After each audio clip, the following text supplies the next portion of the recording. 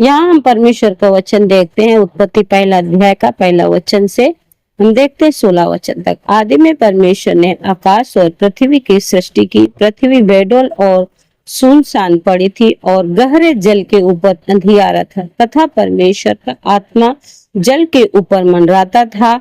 जब परमेश्वर ने कहा उजियाला हो, तो उजियाला हो गया। और परमेश्वर ने उजियाले को देखा कि अच्छा है, और परमेश्वर ने उजियाले को अंधियारे से अलग किया। और परमेश्वर ने उजियाले को दिन और अंधियारे को रात कहा, तथा सांझ हुई फिर भोर हुआ। इस प्रकार पहला दिन हो गया। फिर परमेश्वर ने कहा, जल के बीच एक ऐसा अंतर हो कि जल दो भाग हो जाए। तब परमेश्वर ने एक अंतर बनाकर उसके नीचे के जल और उसके ऊपर के जल की अलग अलग किया, और वैसा ही हो गया।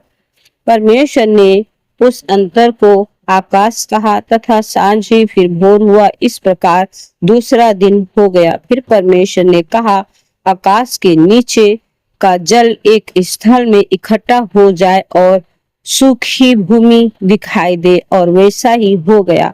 परमेश्वर ने सूखी भूमि को पृथ्वी कहा, तथा जो जल इकट्ठा हुआ उसको उसने समुद्र कहा। और परमेश्वर ने देखा कि अच्छा है। फिर परमेश्वर ने कहा, पृथ्वी से हरी घास तथा बीज वाले छोटे छोटे पेड़ और फलदायी वृक्ष भी, जिनके बीज उन्हीं में एक एक की जाति के अनुसार है, पृथ्वी पर उगे, और वैसा ही हो गया।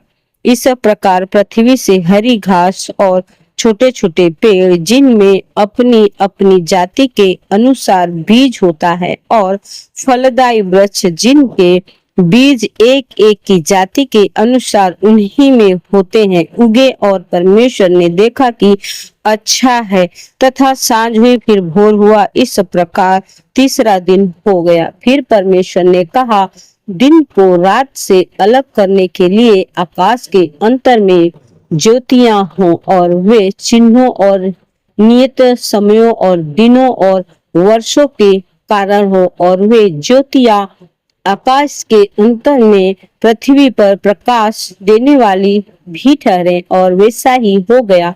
तब परमेश्वर ने दो बड़ी ज्योतियां बनाई। उनमें से बड़ी ज्योति को दिन पर प्रभुता करने के लिए, और छोटी ज्योति को रात पर प्रभुता करने के लिए बनाया, और तारागण को भी बनाया। इस तरह परमेश्वर की हम स्तुति करते कि परमेश्वर हमारे लिए क्या क्या बनाया। सारी पृथ्वी में जो भी है प्रभु ने बनाया, हमारे लिए बनाया, दुनिया के लिए बनाया। हम इसको देखकर परमेश्वर की महिमा कर सकते हैं। प्रभु परमेश्वर बड़े बड़े कार्य करे और आशीष दे, यीशु के नाम में आमीन।